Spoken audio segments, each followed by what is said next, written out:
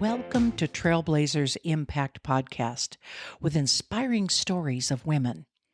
I'm Nan McKay, and Dee Dee Strum, my co-host, and I interview ordinary women who have lived extraordinary lives. The women we interview share their inspirational secrets and provide hope and guidance to women of all ages in similar circumstances. Trailblazers Impact chronicles struggles, successes, and the impact of lessons learned from seasoned professionals who have blazed a trail for others to follow. Trailblazers Impact Podcast is featured in the top 20 Trailblazers Trendsetters podcasts by FeedSpot and as one of the top 28 podcasts for women in their 20s by Pretty Progressive. Our website is trailblazersimpact.com, and you can contact us at hello@trailblazersimpact.com. Please follow us on our website and read our blogs while we share the stories. I would like to introduce you today to JoAnn Yukimura. She has attended Stanford and the University of Washington Law School. She has several interests, ecology, yoga, and I would say political activism, because she has served on the county council and she even was mayor of Kauai. And she had the distinction of being the first Japanese American mayor in the country.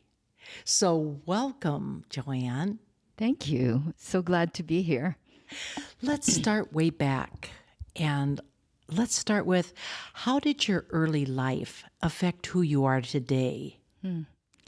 That's an interesting question, because as I look back, I realized what a wonderful childhood I had. It was very secure and very happy, which I think these days is unusual for kids a lot. The Kauai that I was born on was much more isolated and insulated than it is today. And so the rest of the world was way off somewhere. And I grew up in a loving family, intact family with two parents, my four siblings, a sister and three brothers, and church and school and a community where everybody knew each other. And so we would smile at each other when we saw each other on the street. And it was a multi-ethnic community, so I never felt like a minority, like my counterparts on the mainland. There was no majority ethnic group here. And so we actually went to each other's churches at times of funerals or weddings. We ate and shared each other's food. The potlucks were great here. You'd have Filipino and Hawaiian and Japanese foods, and you had this sharing of cultures that was really reflective of a very tolerant and friendly kind of community. And then, of course, we lived in such a beautiful place. I didn't realize it, of course, when I was growing up. That was the whole world to me. But the water was clean, the air was fresh, there was beauty all around. And we spent a lot of time at the beach or up in the mountains. But every day, everywhere, it was, the natural environment. And it was safe. We didn't have to worry. Our parents didn't have to worry. So I'd come home from school, change my clothes, do my homework in half an hour, and then it was out to play until it got dark. And it was that kind of very free and open life that I had. And I think it, I love meeting people. Whenever I meet people, they're a potential friend rather than a potential person to be afraid of. And so I was very blessed to grow up here on Kauai in those 1950s, 1960s. I've always found Hawaiians to be very gracious, genteel, really nice people to know. And I think that's what you're saying, that it's a culture of respect in many cases. Yes, I think that was true. Both of the native Hawaiian culture, which, gave birth literally to the concept of aloha, which, they said in those old days, you go to a home and they would welcome you, they'd put out food for you. It was that they'd always welcome you. I think it's also the Asian culture, which is very tolerant and respectful in general. And so, yeah, I grew up in that kind of environment. Now, you have a lot of passions. You have a lot of things you're interested in. How have you lived out your passions? Well, early on, my passion was to serve somehow. I remember in fifth grade doing a biography of Albert Schweitzer and being so taken by his, medical service in Africa.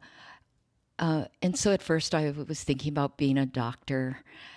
And then in high school, President Kennedy inspired a lot of us teenagers back then with his call to ask not what you can do for your country, but to ask what you can do for your country. And he started the Peace Corps. And so that became a goal of mine. I was very enamored of the idea of going to another country and serving. But then when I went away to college, within a week of starting at Stanford, I started having an epiphany in my life. I had left the island like a lot of my contemporaries. We said, get us off this rock. We're not coming back. And we were going to go see the world and do great things. And within a week of being at Stanford, I started to realize how much I got so homesick, how much I missed the beauty of the place, but not just the land, the community and my family and the culture. And so that started a growing awareness of how much I had taken for granted. And then at that time too, I was in these really innovative human biology classes that were reflecting the new awareness about the environment and what we were doing to it and how it was affecting all of us. So I would go home for the summers to Honolulu and Kauai and witness firsthand what was happening. There was raw sewage out at Sand Island on Oahu. The joke back then was that the state bird was the construction crane, because everywhere you looked in Honolulu, there were these tall high-rises coming up. And so Honolulu was becoming this high-rise jungle, if you were. The 2-lane road from my grandmother's to where I worked in the summer, Waimano home, overnight turned into a 8-lane road. And so you just got, or I got this awareness of how things were changing. And then I would be on Kauai and say, I don't want this to happen to Kauai.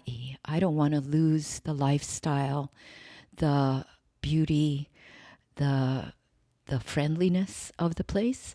And that's when I started to think that maybe my work was at home. And over time, I ended up getting really clear that whatever I did, I was going to come home. So your passion became Hawaii. Kauai, actually. And Kauai specifically. Yeah, it became my island home. And as it evolved, I saw that, because I never thought about running for office. That was not any idea I had when I was growing up.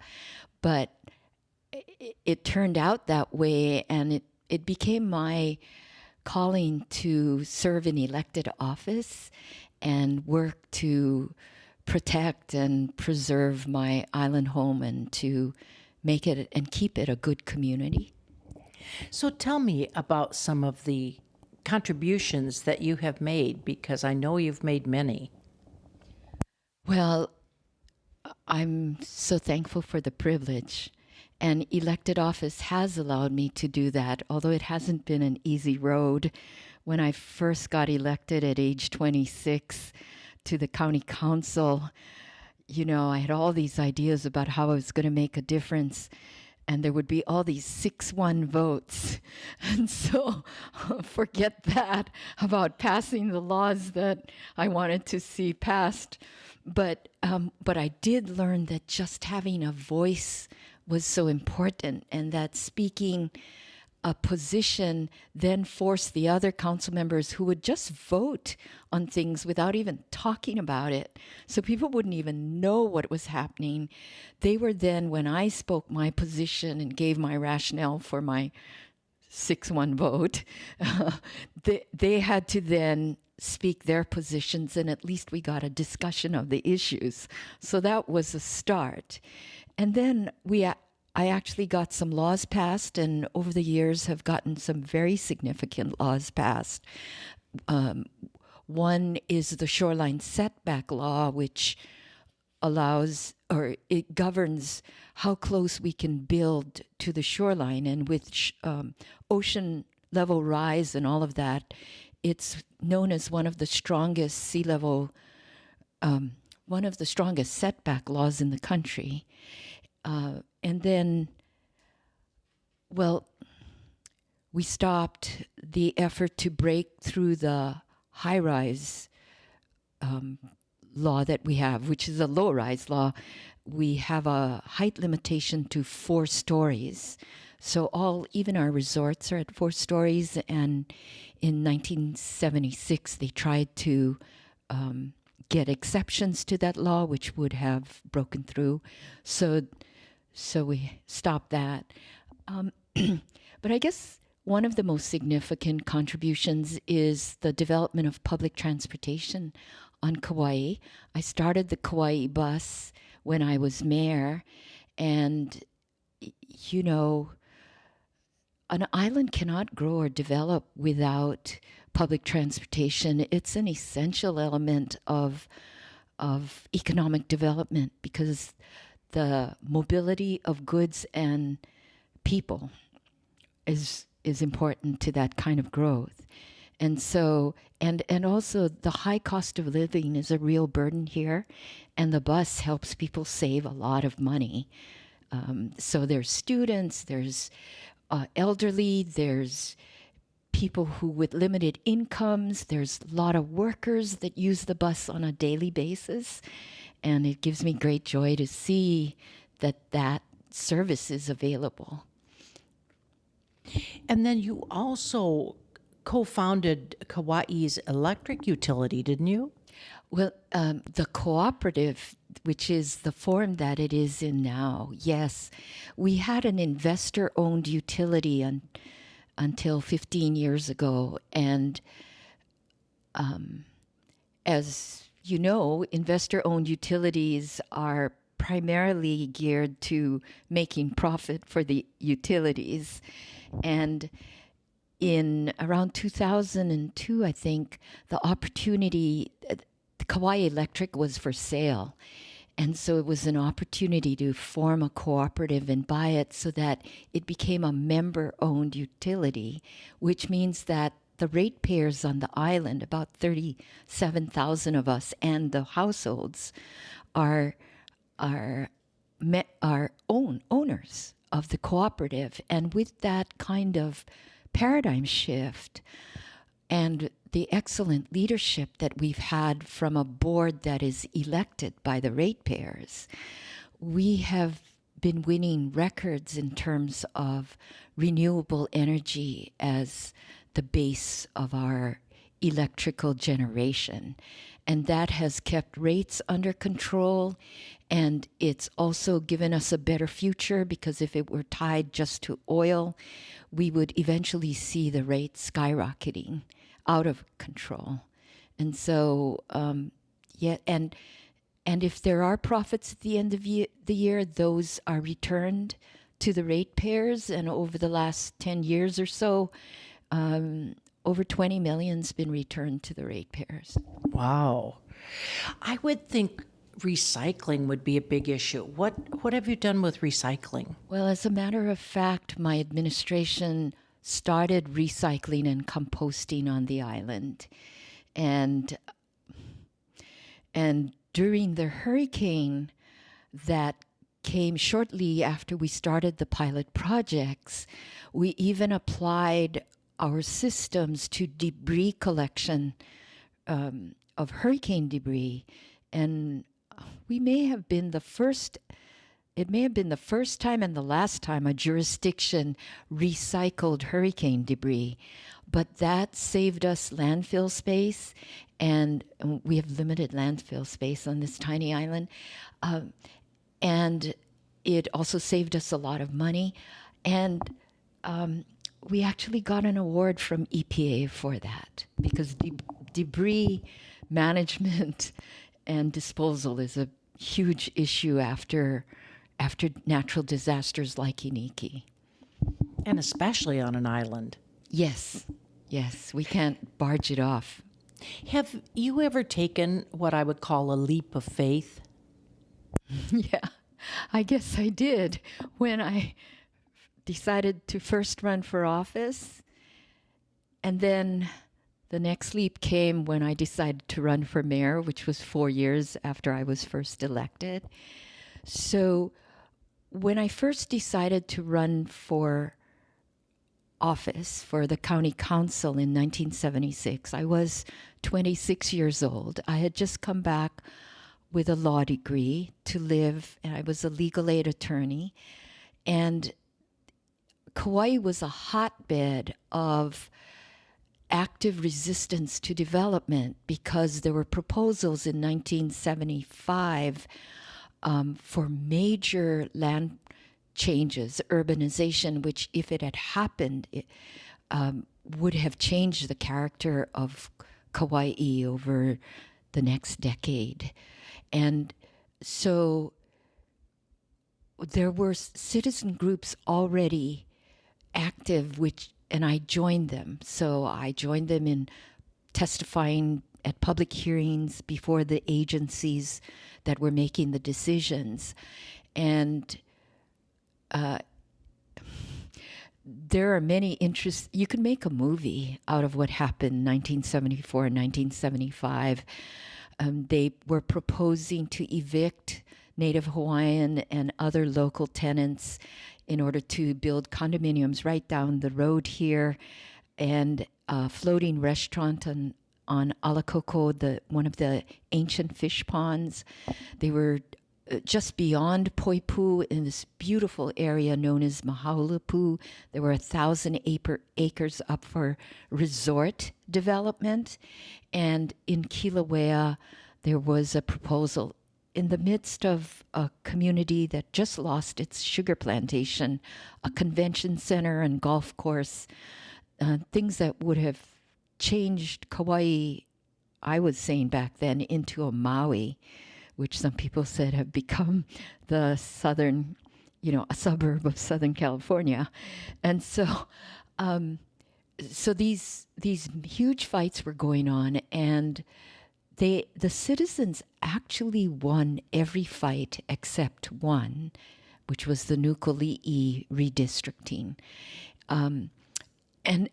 As we did it, we lost a lot of battles too, and the attitude of the decision makers was non-listening. And so I decided that I wanted to be on the other side of the public hearing banister. I wanted to be part of making the decisions. And so that's when I decided to throw my hat in the race. I was having a lot of doubts about whether I could do it, a lot of fears. I mean, I was just a young kid back then. And I looked at people who were in office, and I would say, I can't speak like that. Can I really do this?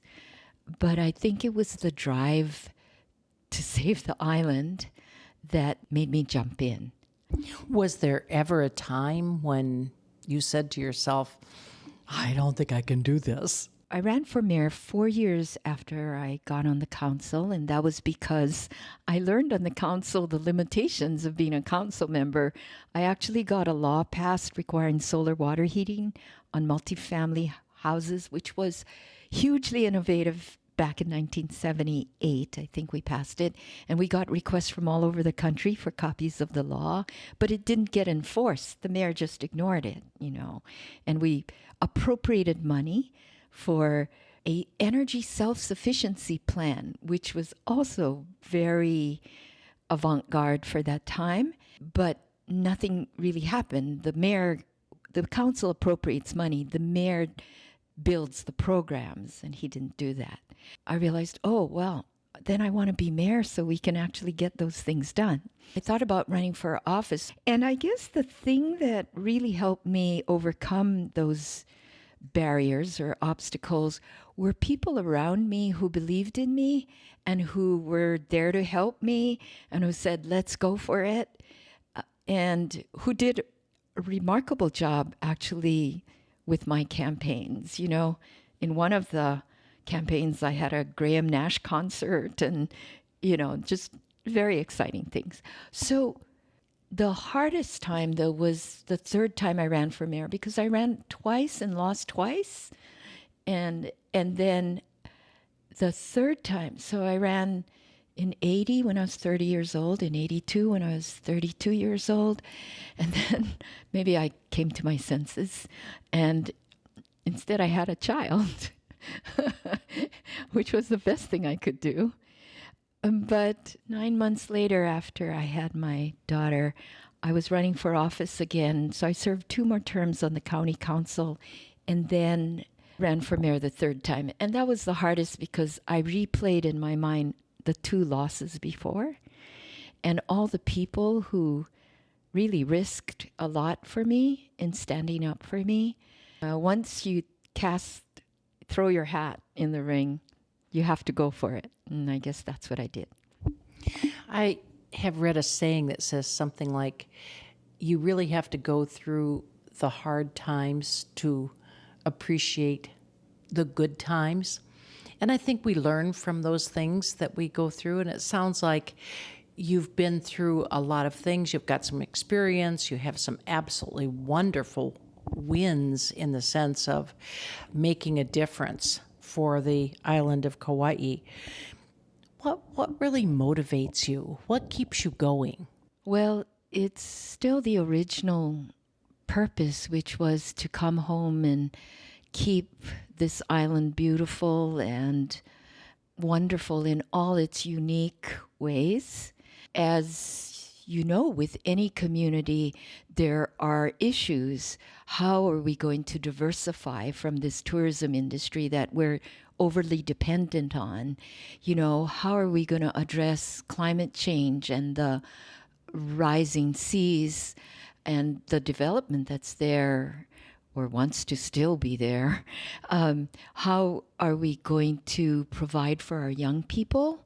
And now, we're working on things like preventing suicides, which have become an ever more increasing problem.